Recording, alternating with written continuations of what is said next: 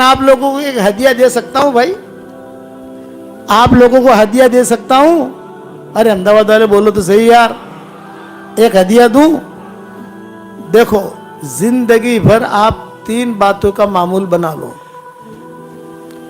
میری اس بتائی ہوئی بات پر اگر آپ نے عمل کر لیا تو آپ کی قیامت تک کے آنے والی نسلوں میں انشاءاللہ دین داخل ہو جائے گا اور کوئی فقیر نہیں رہے گا. عمل کرو گے بھائی؟ نمبر 1, 313 مرتبہ سورہ اخلاص پڑھنے کی عادت ڈالو. 313 مرتبہ درود شریف پڑھنے کی عادت ڈالو اور 313 مرتبہ استغفار پڑھنے کی عادت ڈالو. بس یہ 3 کام کرو آپ, لیکن نمازوں کی پابندی کے ساتھ. انشاءاللہ اتنی خیریں تم دیکھو گے, اتنی خیریں دیکھو گے, اتنی خیریں دیکھو گے, اتنی دعائیں قبول ہوں گی, اتنا مال اللہ دے گا. فرشتے جو ہے نا پیٹیاں بھر بھر کے پیسے پہنچائیں گے تم کو. کرو گے انشاءاللہ؟ 10 مرتبہ سورہ اخلاص پڑھو, جنت میں محل تیار ہو جاتا ہے. صحیح حدیث سنے. 20 مرتبہ پڑھو 2 محل, 30 مرتبہ پڑھو 3 محل, اور 313 مرتبہ پڑھو گے تو کتنے محل تیار ہوں گے بھائی؟ 31 محل. اور 104 مرتبہ قرآن شریف پڑھنے کے برابر ثواب. اور وہ محل ایسے ہیں کہ الیکٹرک کا بل نہیں بھرنا, مینٹین کرنا نہیں ہے, فرشتے خود الیکٹرک کا بل بھریں گے. وہاں الیکٹرک کی ضرورت ہی نہیں ہے, فرشتے سنبھالیں گے. کرو گے انشاءاللہ؟ میرے والد صاحب رحمۃ اللہ علیہ ایک بات فرماتے تھے, بیٹا یونس راتی ہونگ نہ آوے نا اپنوں نے تو 5-6 محل بڑے نکھوانا. میرے والد صاحب کہتے تھے کہ رات کو نیند نہیں کروٹیں بدلتے ہو نا تو 5-6 محل یعنی 60 مرتبہ سورہ اخلاص پڑھ لینے کا سوتے سوتے, تو اپنا جنتی بنگلہ بھی تیار ہو جائے گا اور نیند بھی آ جائے گی. ابا فرماتے تھے کہ میں بیان کے لیے مرکز میں سے جب بھی ایک نکلتا تو ظاہری بات ہے کہ 5 منٹ پیدل چلتے, تو چلتے چلتے میں محل بناتے بناتے چلتا.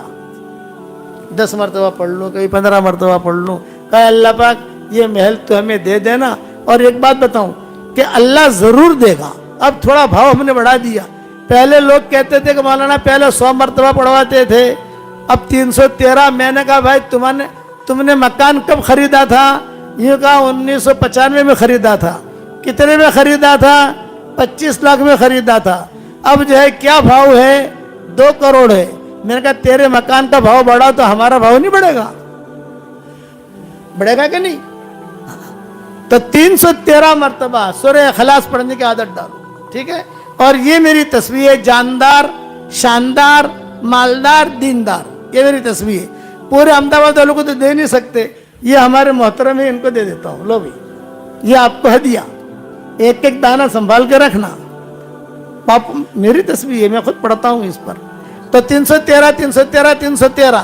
ارے بعض لوگ تو ایسے ہیں کہ خالی اپنے جیب میں لکھ کے رکھتے ہیں 313 313 313, تو بھی مالدار ہو جاتے ہیں. بدرین کی تعداد ہے, بہت بڑی چیز ہے یہ.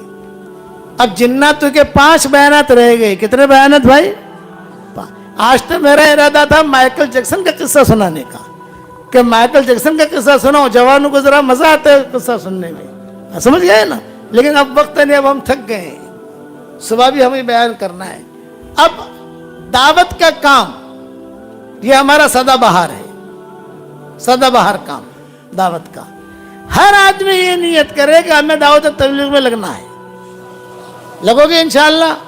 چلے لگاؤ, مسجد جماعتیں بیٹھو, 3 دن لگاؤ, لیکن ہمارے ساتھیوں کے مشورے سے, بغیر مشورے کے نہیں. ہماری شورے کی جماعت ہے, ہر مسجد میں ہمارے ساتھی ہیں الحمدللہ. مرکز میں جاؤ, جمعرات کو بیان ہوتا ہوگا, سنیچر کو بیان ہوتا ہوگا, اجتماعات ہوتے ہیں, مشورے ہوتے ہیں, شریک ہو جاؤ. یہ کام ایسا کام ہے جو لامحدود ہے.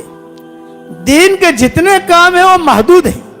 مدرسے محدود, 1 کروڑ مدرسے آپ نہیں کھول سکتے, 10 لاکھ مدرسے نہیں کھول سکتے. خرچہ کون کرے گا؟ مکتب قائم اتنے نہیں کر سکتے آپ جو اتنے خانقاہیں نہیں بنا سکتے. لیکن دعوت کا کام ایسا لامحدود اللہ نے دیا ہے ہمیں کہ سب جگہ دعوت کا کام کر سکتے ہو, لوگوں کو دعوت دے سکتے ہو آپ. اور لیکن ایک شرط ہے, اب ہم ایک شرط لگاتے ہیں तबलीग का काम करो, दीन का काम करो, मदरसे का काम करो, खानका का काम करो, एक शर्त के साथ, और वो शर्त क्या, सिफात के साथ करो, पिकनिक नहीं। जो हज में पर आते हैं वो आप मुसाफा करते हैं, मैंने कहा आप आए हो बहुत मुबारक, पिकनिक मत करना वरना अल्लाह पिकनिक दे देगा। जमात में जाना जाओ, पिकनिक नहीं। एक मर्तबा में बैठा हुआ था, मेरे 2 कान हैं, बाएं कान से मैं सुनता नहीं हूँ और दाहिने कान से पूरा सुनता हूँ। तो दाहिनी तरफ 2 नौजवान बैठे हुए थे, ओबली को है कश्मीर नो रुख મળ્યો છે, कश्मीर नो। इतनी गुजराती जानते हो ना, कश्मीर का रुख मिला है और बहुत अच्छा रुख है। अपने मेलिक की जमात बना दो ना, घूमना भी हो जाएगा, टेंशन फ्री भी हो जाएंगे, कश्मीर भी देख लेंगे और चिल्ला भी पूरा हो जाएगा। तो दूसरा कहता है भी मेरी बहन की शादी, यार शादी थोड़े आगे पीछे कर लेना यार, मजा आ जाएगा अपने को। वो अब्दुल्ला को भी ले लें, वो असद को भी ले लें, वो उसको भी ले लें। तो मैंने उनसे कहा ये पिकनिक है आपकी, इस पर अल्लाह अजर नहीं देगा। और एक कुरान की बात बता रहा हूं, युदिल्लु भी कसीरा व यहदी भी कसीरा। ये मौलवी तारिक जमील से मैंने कही थी। जब मैंने कही तो मेरा चेहरा देखने लगे हो कि आपने क्या कह दिया। मैंने कहा आप सुनिए, युदिल्लु भी कसीरा व यहदी भी कसीरा। कुरान के जरिए से अल्लाह ताला कई लोगों को गुमराह करेगा और इस कुरान के जरिए से अल्लाह कई लोगों को हिदायत देगा। तो मैंने कहा इसका ताल्लुक सिर्फ कुरान से नहीं है, जमीउ मा यतअल्लक़ु बिल कुरान,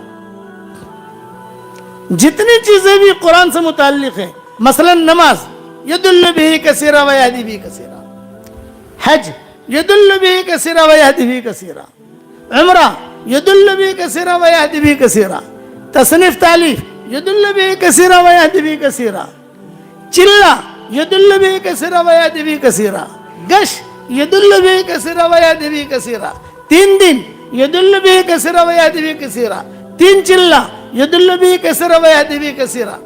मेरा चेहरा देखने लगे, मौलाना इसे लिखो, इसे लिखकर वायरल करो। मेरा दिमाग इस तरफ गया नहीं था।